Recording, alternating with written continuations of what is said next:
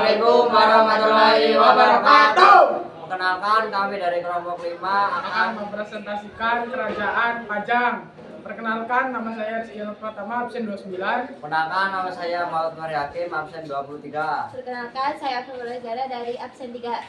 Perkenalkan, nama saya Maria dari absen 14.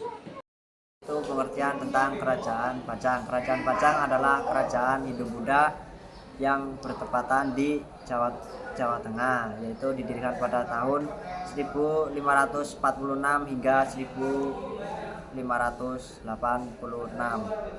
setelah Demak dan 10 Mataram Islam. Ibu kotanya di Pajang atau dekat Sukoharjo.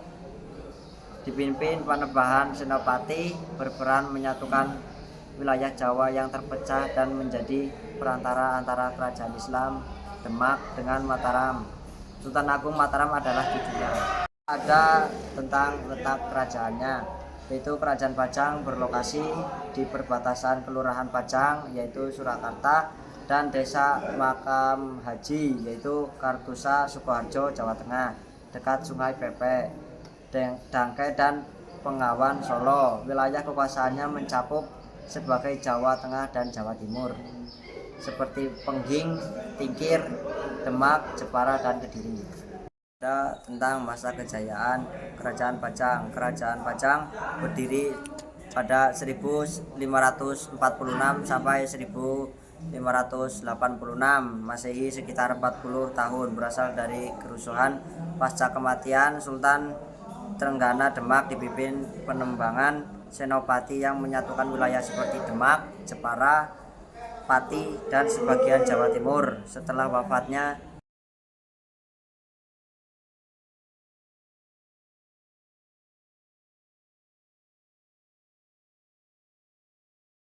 Masa keruntuhan Kerajaan Pajang runtuh pada sekitar tahun 1586 Masehi.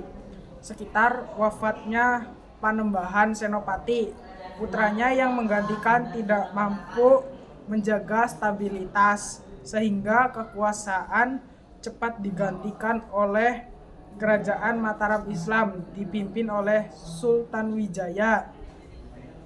Juga terkait persaingan kekuasaan dan munculnya pusat kekuatan. Kelima, ada nama-nama raja. Raja pertama ada Sultan Hadiwiyata atau biasa dikenal sebagai Joko Tingkir.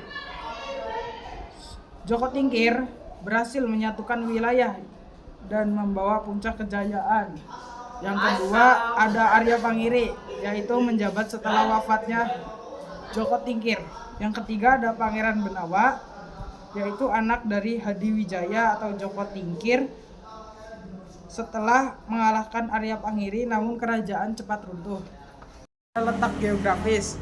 Yang pertama, pusat di daerah Pajang, perbatasan kota Surakarta dan Kabupaten Sukoharjo, Jawa Tengah. Awalnya juga berkaitan dengan Panggiri atau Boyolali. Yang kedua, berada di daratan rendah di sekitar Sungai Pepe dengan Dengke dan Bengawan Solo. Yang ketiga, wilayah kekuasaan meliputi sebagai Jawa Tengah dan Jawa Timur. Corak kebudayaan dan kepercayaan. Kebudayaan wayang kulit, gamelan, tari bedaya, dan stingti. Arsitektur gabungan Hindu, Buddha, dan Islam. Bahasa Jawa kuno atau Melayu. Hidup berbasis tani dengan gotong royong. Kepercayaan sinkretisme Islam dengan tradisional lokal. Raja penganut Islam tapi hormati tradisi ritual. Selamatan dan upacara adat menyatu dengan ibadah. Sistem ekonomi, basis utama pertanian padi, jagung, hasil hutan dengan irigasi baik. Perdagangan hasil bumi dan kerajaan jalur melalui sungai, Bengawan Solo, dan darat. Pengaturan raja memiliki tanah utama, rakyat bayar pajak hasil bumi atau tenaga kerja.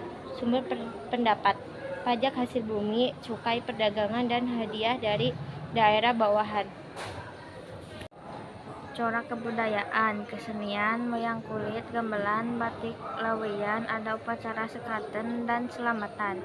Arsitektur Masjid Laweyan dan dengan kombinasi gaya Jawa Tionghoa bekas keraton di perbatasan Surakarta Sukoharjo.